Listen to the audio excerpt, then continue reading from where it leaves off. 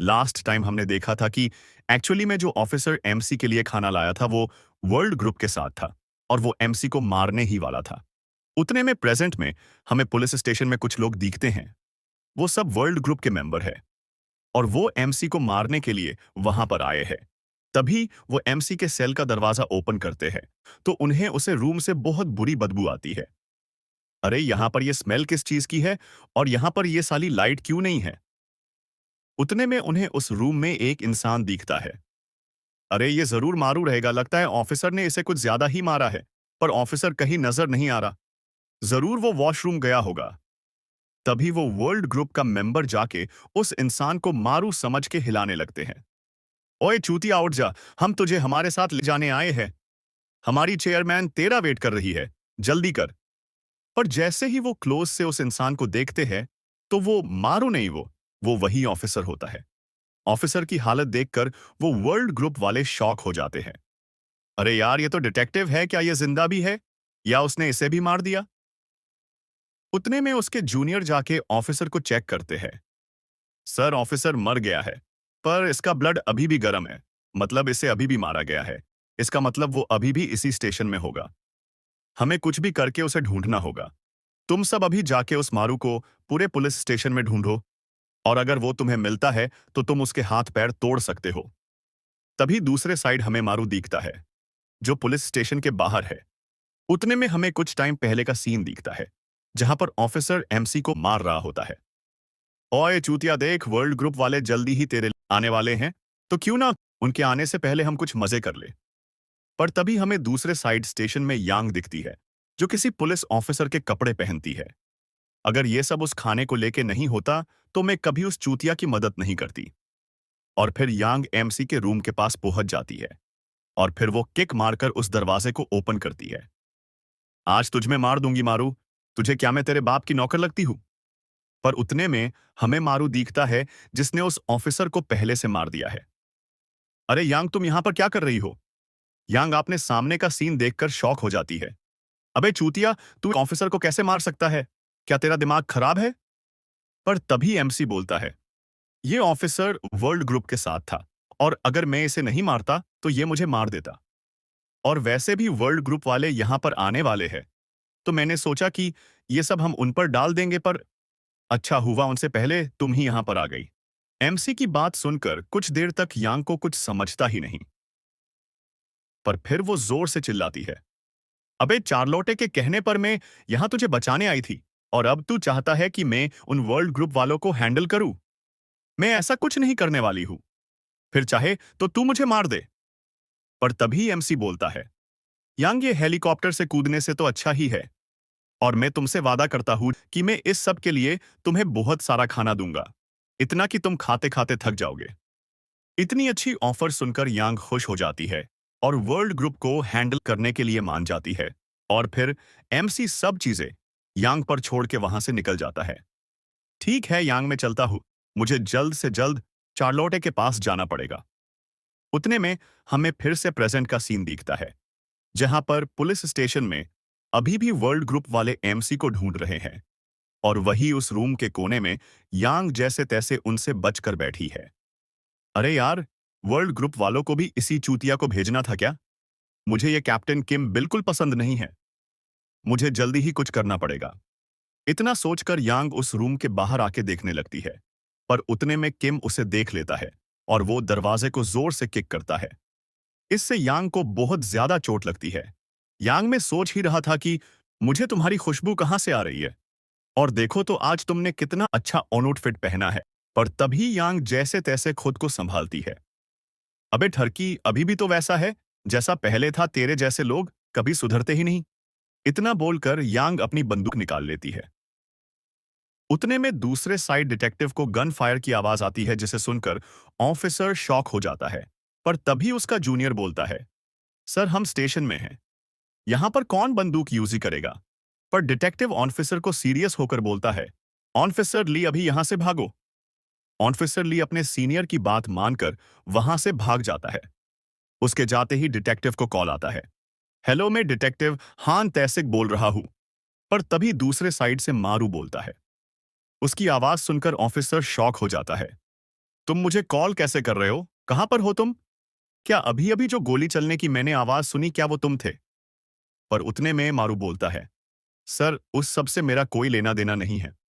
पर अभी जस्ट आपके स्टेशन में कुछ वर्ल्ड ग्रुप के लोग हैं, और इसका मतलब है कि आपके डिपार्टमेंट के कुछ लोग उनके साथ मिले हैं, और इसीलिए मैं आप पर भी भरोसा नहीं कर सकता। पर अगर फ्यूचर में आप मेरा ट्रस्ट जीतते हैं तो मैं आपको सब सच सच बता दूंगा। इतना बोलकर एमसी फोन कट कर देता है। वही दूसरे साइड हमें यांग दिखती है। उसने ही आपने बंदूक से शॉट फायर किए थे। हम वर्ल्ड ग्रुप से, और हमने पुलिस स्टेशन पर अटैक किया है। आज हम तुम सबको मार देंगे। उसे देखकर तो किम भी शॉक है। अरे पागल लड़की, तू ये सब क्या कर रही है? और फिर अगले ही पल किम यांग पर अटैक करता है। पर यांग उसका अटैक डोज करके उसके पेट में जोर से एक पंच मारती है। अगर मैं चाहती तो आज मैं वो सब बुलेट तेरे खोपड़ी उतार देती, पर मेरे पास इतना टाइम नहीं है, और मेरा शुक्रिया मान कि मैं तुझे ऐसे ही छोड़ रही हूं। पर यांग से इतना मार खाकर भी किम को कुछ फर्क नहीं पड़ रहा, और वो तो अभी भी एक ठरकी जैसा खुश हो रहा है। तभी वो यांग का हाथ पकड़ लेता है और फिर यांग को फ्लोर पे पटक देता है। उसके बाद भी वो फिर से यांग को और एक किक मारने ही वाला था, पर यांग उसका अटैक डोज कर लेती है और फिर अपनी नाइफ निकाल लेती है। पर उतने में किम खुद उसके पास आता है। यांग, अगर तू तेरा दिखाएगी तो तुझे मेरा भी देखना पड़ेगा। पर तभी वहां पर डिटेक्टिव का जूनियर आ जाता है। तुम दोनों अपने हाथ ऊपर करो। मैं एक पुलिस ऑफिसर हूं। अगर तुम कुछ भी करते हो तो मैं तुम्हें शूट कर दूंगा। उसे देखकर यांग तो बहुत शौक है, पर किम को कुछ फर्क नहीं पड़ता। अरे, आज सब लोग बंदूक लेके क्यों घूम रहे हैं? क्या ये कोई नया ट्रेंड है? अबे ऑफिसर, अगर तू मरना नहीं चाहता तो अभी अपनी बंदूक नीचे कर। पर तभी ऑफिसर जोर से चिल्लाता है, देखो, अगर तुम कुछ करते हो तो मैं सच में तुम्हें शूट कर दूंगा। पर किम अभी भी कुछ बोलने ही वाला था कि उतने में उसके पास से एक बुलेट जाती है। पर वो बुलेट देखकर तो ऑफिसर भी शॉक हो जाता है, क्योंकि उसने तो कोई बुलेट फायर ही नहीं की। पर वही दूसरे साइड उस बुलेट के वजह से किम के शोल्डर पर चोट लगती है। अबे तूने सच में मुझे शूट कर दिया। और तभी ऑफिसर के पीछे से डिटेक्टिव बोलता है, अबे कब से तू ही तो बोल रहा था, तुझे शूट करने के लिए तो मैंने कर दिया। चल अब देखते हैं कि तो और क्या करता है। पर एक बात बता, तू यहाँ पर पुलिस स्टेशन में क्या कर रहा है, और वो भी दिन के इस टाइम? तुझे हम पुलिस वाले इतने चूतिया लगते हैं क्या कि तू कभी भी हमारे ऑफिस में आ जा सकता है? उतने में डिटेक्टिव को उस ऑफिसर की बॉडी दिखती है जैसे एमसी ने मार दिया था। डिटेक्टिव का जूनियर जाके उस ऑफिसर को चेक करता है, पर वो ऑफिसर तो पहले से मारा हुआ है। तभी डिटेक्टिव बोलता है, तो इन वर्ल्ड ग्रुप वालों ने हमारे एक ऑफिसर को भी मार दिया? तो तुम दोनों में से किसने ये किया है? डिटेक्टिव की बात सुनकर यांग अपने हाथ ऊपर कर लेती है। सर मैं ऑफिसर हूं, मैंने कुछ नहीं किया है। मैं तो यहां पर इसे रोकने आई थी। यांग की बात सुनकर डिटेक्टिव बंदूक को किम के तरफ मोड़ लेता है। तो ये सब तुमने किया है? अपने तरफ बंदूक देखकर इस बार किम डर जाता है। डिटेक्टिव, मैंने उस ऑफिसर को कुछ नहीं किया है, मुझे शूट मत करो। पर तभी यांग बोलती है, सर मैंने खुद ने देखा है, यह सब इसने किया है, इसे गोली मार के खत्म कर दो। यांग की बात सुनकर किम को बहुत गुस्सा आता है। यांग, तुम डिटेक्टिव के सामने कुछ भी क्या बोल रहे हो? मेरे आने से पहले ही वो ऑफिस मर गया था। पर डिटेक्टिव उसकी एक भी नहीं सुनता और उसके मुंह में बंदूक घुसा देता है।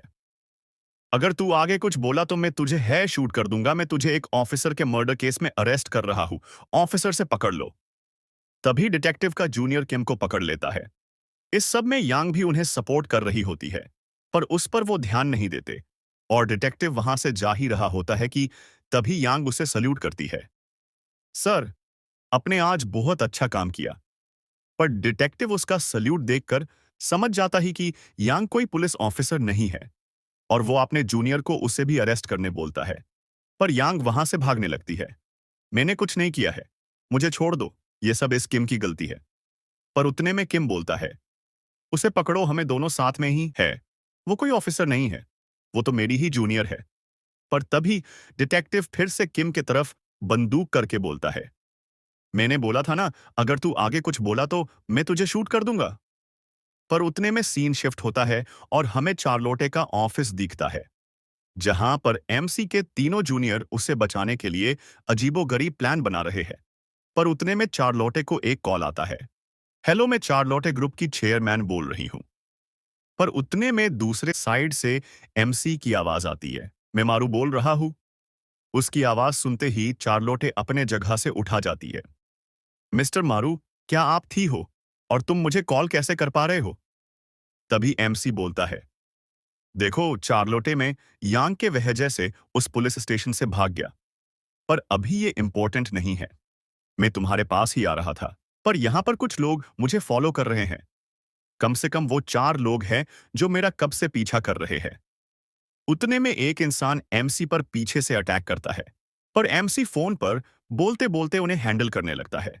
तभी दूसरे साइड से चार्लोटे बोलती है, मैं समझ गई। मैं जल्दी ही तुम्हें लेने के लिए कुछ लोग को भेजती हूँ। पर ऐसा कुछ करने के लिए एमसी उसे मना करता है, क्योंकि अगर वो उसे फॉलो करके चार्लोटे तक पहुंच गए तो उसे भी प्रॉब्लम हो सकती है। पर तभी एमसी उसे एक कार भेजने बोलता है, जिसे से वो जल्दी होटल पहुंच जाएगा। पर वो उस कार को होटल से दूर ही छोड़ने कर ऑर्डर देने बोलता है। और फिर एमसी फोन कट कर देता है और उन सब से बचने के लिए वहां से भागने लगता है। पर वो सब उसे फॉलो करने लगती है। तो एमसी भी सोचता ही कि वो उन्हें पब्लिक से दूर ले जाके उन्हें मारेगा। पर उतने उस गली में उस पर एक बंदा अटैक करता है और एमसी उसका अटैक डोज करके उस पर नाइफ से अटैक करता है और उसे एक ही अटैक में खत्म कर देता है। पर तब तक वहां पर वो सब आ जाते हैं और वो सब एमसी के पीछे उस गली में घुस जाते हैं। कुछ टाइम तक तो वहां पर कुछ नहीं होता। पर अगले ही पल एमसी उस गली से बाहर आता है। तो हमें दिखता है कि एमसी ने कुछ ही मिनट में उन सबको खत्म कर दिया है। और फिर एमसी जाके उसके सामने वाले कार के पास खड़ा हो जाता है। उसे देखकर कार का ड्राइवर बोलता है, सर मुझे चार्लोटे ने आपको लेन के लिए भेजा है। उसकी बात सुनकर एमसी उसके कार में घुस जाता है। पर उतने में उसे चार्लोटे का कॉल आता है, बॉस मैं अभी अभी आपके भेजे कार में ही बैठा हूं। पर कार के बारे में सुनकर चार्लोटे शॉक हो जाती है। ऐसा कैसे हो सकता है? हमारी कार तो अभी निकली है तुम्हें लेने के लिए। एमसी उसकी बात सुनकर समझ जाता है कि ड्राइवर वर्ल्ड ग्रुप का मेंबर है। पर वो ज्यादा रिएक्ट नहीं करता और चार्लोटे का फोन कट कर देता है। और फिर एमसी सोचने लगता है, ओए तू ड्राइवर, तू वर्ल्ड ग्रुप से है ना? एमसी की बात सुनकर वो ड्राइवर हंसने लगता है और फिर वो कार को और तेज चलाने लगता है। तभी सीन शिफ्ट होता है और हमें डिटेक्टिव देखता है जो एमसी के ही बारे में सोच रहा है। ये सब हाई रैंकिंग डायरेक्टर और एग्जीक्यूटिव मारू जैसे लो रैंक वर्कर के पीछे क्यों पड़े? क्या वर्ल्ड ग्रुप वाले मारू को इतना बड़ा थ्रेट मानते हैं? और एक बात, जब वर्ल्ड ग्रुप वाले ऑफिस में आए तो किसने हमारे ऑफिस के कैमरा पहले से बंद कर दिए थे? इसका मतलब मारू मेरे ऑफिसर्स के बारे में सच बोल रहा था। जरूर हमारे बीच कुछ लोग वर्ल्ड ग्रुप के लिए करते हैं। उतने में हमें किम दिखता है, जिसे डिटेक्टिव ने छोड़ दिया है। वो साला डिटेक्टिव आज तो मुझे मारने वाला था। अगर वो कभी मुझे ऑफिस के बाहर मिला तो मैं उसे छोड़ूंगा नहीं। इतने में हमें फिर से वो कार दिखती है जिसमें एमसी और वो वर्ल्ड ग्रुप वाला दोनों हैं। तभी एमसी उस मेंबर को मारने लगता है। पर इस वजह से वो मेंबर कार कंट्रोल नहीं कर पाता और कार सीधा जाके एक पोल से टकरा जाती है। पर कुछ टाइम में एमसी उस कार का दरवाजा तोड़कर बाहर आता है। अरे यार, ये साले वर्ल्ड ग्रुप वाले कितने चूतिया हैं। आज ही इसके वजह से तो मैं मर ही जाता। पर अभी मेरे पास इस सब के बारे में सोचने का टाइम नहीं है। पर मुझे के बात समझ नहीं रही है। उन्हें पता कैसे चल रहा है कि मैं कहाँ जा हूँ और मैं क्या करने वाला हूँ? और तभी एमसी अपने गर्दन के पीछे हाथ डालकर देखता है तो उसे वहां पर एक ट्रैकिंग चिप मिलती है और वो समझ जाता है कि वर्ल्ड ग्रुप का कुछ और ही प्लान है। और उतने में एमसी चार्लोटे को कॉल करता है, चार्लोटे क्या तुम ठीक हो? पर तभी चार्लोटे उस बताती है कि वो ठीक है और अभी वो एक काम के वजह से बाहर जा रही है। एमसी उसके बाद से समझ जाती है कि जरूर कुछ होने वाला है। पर तभी चार्लोटे फिर से बोलती है, मेरे फादर की हेल्थ अचानक खराब हो गई है और इसीलिए उन्हें हॉस्पिटल में ट्रांसपोर्ट किया है। और दूसरे साइड मौका देखकर मेरे भाई ने बोर्ड मीटिंग रखी है और इसीलिए मुझे उस मीटिंग में जाना पड़ेगा, इससे पहले कि वो बोर्ड मेंबर के साथ कुछ कर दे। ठीक है मारू, मैं वहां पर जा रही हूँ। मुझे तुम्हारी लोकेशन बता दो, मैं तुम्हारे लिए कार भेजती हूँ। और उतने में एमसी यांग को कॉल करता है और उसे कुछ बताता है। तभी सीन कुछ टाइम बाद पर फोकस होता है, जहां पर एक्सीडेंट के साइड पर किम पहुंच गया है और वो अपने एक जूनियर को मार रहा है। अबे मैंने इतने सारे लोगों को भेजा था, फिर भी तुम सब मिलकर भी एक चूतिया लड़के को नहीं पकड़ पाए। और ऊपर से उस मारू पर तो लोकेशन ट्रैकर भी लगा हुआ है। उतने में किम का एक जूनियर उसके पास ट्रैकर मॉनिटर लेके आता है। सर आपको ये देखना चाहिए। किम उस डिवाइस को लेकर चेक करने लगता है, पर वो ये देखकर शॉक हो जाता है कि ट्रैकर बहुत स्पीड में मूव कर रहा है। पर ऐसा कैसे पॉसिबल हो सकता है? तभी हमें दूसरे साइड यांग दिखती है, जो एक सूट पहनकर सिटी के ऊपर उड़ रही है और उसे बहुत गुस्सा आ रहा है। तभी हमें कुछ टाइम पहले का सीन दिखता है, जहां पर एमसी के कॉल करने पर यांग उसके पास आ जाती है। अबे तू और क्या क्या करवाना चाहता है मुझसे? इस बार भी तूने मुझे कुछ अजीबोगरीब करने बुलाया है ना? पर तभी एमसी सीरियस होकर बोलता है, यांग चार्लोटे की लाइफ डेंजर में है और इस टाइम तुम अकेली हो जो उसे बचा सकती हो। इतना बोलकर एमसी उसे वो सूट एंड ट्रैकिंग डिवाइस दे देता है। मुझे तुम पर भरोसा है, अब यहां से जंप करो। और अभी प्रेजेंट में यांग बहुत तेजी से चार्लोटे के पास जा रही है, पर उसे अभी भी एमसी पर बहुत गुस्सा आ रहा है। और वही दूसरे साइड चार्लोटे अपने फादर को देखने आई है, जहां वो डॉक्टर्स से पूछती है, कल फादर की रिपोर्ट तो नॉर्मल थी, तो आज अचानक उन्हें क्या हो गया? तभी एक डॉक्टर बोलता है, आप सही बोल रही हो सर, आज मॉर्निंग में भी ठीक थे, पर क्या पता उन्हें अचानक क्या हो गया। पर हमें लगता है कि इस सब में आपके भाई का हाथ है, क्योंकि वही आज मॉर्निंग में यहां पर आया था।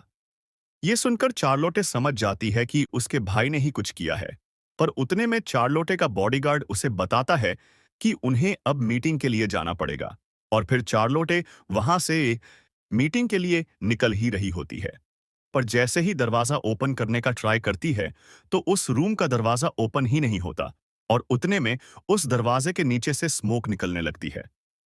तभी हमें दरवाजे के दूसरे साइड कुछ लोग दिखते हैं, जिन्होंने चार्लोटे के सारे वर्कर्स को मार दिया है और वही अब उस रूम में टॉक्सिक स्मोक भेज रहे हैं। वही दूसरे साइड चार्लोटे का भाई मीटिंग में है।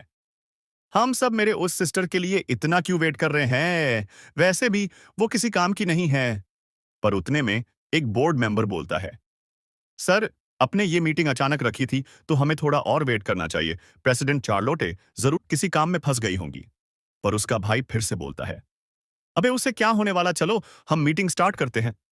वैसे भी मैं तो यहीं पर हूं ना। उसकी बात सुनकर कुछ मेंबर्स को बहुत गुस्सा आता है। ये तुम क्या बोल रहे हो वाइस प्रेसिडेंट? वैसे भी अपने इस कंपनी के लिए किया ही क्या है? और हमने ये भी सुना है कि आप वर्ल्ड ग्रुप वालों के साथ हो। पर उस मेंबर की बात सुनकर चार्लोटे का भाई उसे मारने के लिए आता है, पर वो ऐसा कुछ नहीं करता। अबे तुझे ये सब पता कैसे चलता है? पर एक बात बताऊं, ये सब सच है और तुम लोगों को पता नहीं क्या मेरी सिस्टर भी मैनेजर होंगे के फ्यूनरल में गई थी। इसका मतलब तुम समझ रहे हो, वो भी यही चाहती है और तुम सब मुझे गलत समझ रहे हो। मैं तो उल्टा हमारे ग्रुप को बचाना चाहता हूं। पर उसके बातों पर किसी को विश्वास नहीं होता और वो सब उस पर चिल्लाने लगते हैं। पर इससे चार्लोटे के भाई को और गुस्सा आता है। अबे तुम सब चुप बैठो, तुम्हें पता ही क्या है? और वैसे भी अब से इस कंपनी को मैं हैंड करने वाला हूं, तो अब से जैसे मैं बोलूंगा वैसे ही होगा। और आज से तुम सब मुझे प्रेसिडेंट बोलोगे। ये सब वो बोल ही रहा था कि तभी उस रूम का दरवाजा तोड़कर किम वहां पर पहुंच जाता है। उतने में उसका जूनियर बोलता है, सर ट्रैकर की लोकेशन यही बता रही है। इसका मतलब मारू यहीं पर कहीं है, वो जरूर छुपकर बैठा होगा।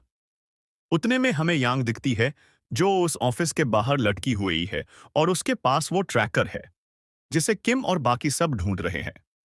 तभी किम को देखकर चार्लोटे का भाई उसे पूछता है, ओए किम तू यहां पर क्या कर रहा है? उतने में वाइस प्रेसिडेंट देखकर किम बोलता है, अरे तुम उस दरवाजे के नीचे क्या कर रहे हो?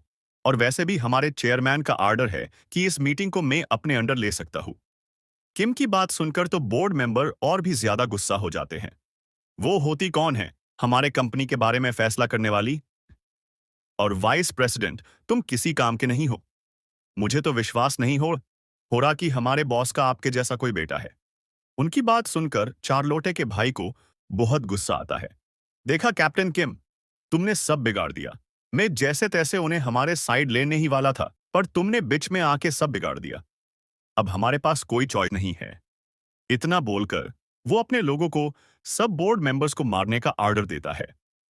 पर वही दूसरे साइड चार्लोटे जिस रूम में थी, वहां पर अब सारे जगह पर वो टॉक्सिक गैस भर गई है और हर कोई बेहोश हो गया है। और चार्लोटे समझ गई है कि ये सब उसके भाई का प्लान है और वो उसके बाप और उसे दोनों को एक साथ मारना चाहता है। और चार्लोटे ऐसा होने नहीं दे सकती, पर वो कर भी क्या सकती है। तभी दरवाजे के पास कुछ आवाज सुनकर उसे लगता है कि वो लोग अब आके उन्हें खत्म कर देंगे। और उतने में वहां पर एक इंसान आता है, पर वो कोई और नहीं, एमसी ही है। चलो चार्लोटे, हमें और भी काम करना है। तुम ऐसे ही यहां पर सो नहीं सकती। आज के लिए इतना ही है। और जाते जाते आप सबसे मेरी रिक्वेस्ट है कि प्लीज मेरे वीडियो पर कमेंट और लाइक किया करो, और हो सके तो ये कुछ हाइप करके आया है वो भी कर दो। वैसे मुझे नहीं पता उससे क्या होता है, पर कर दो।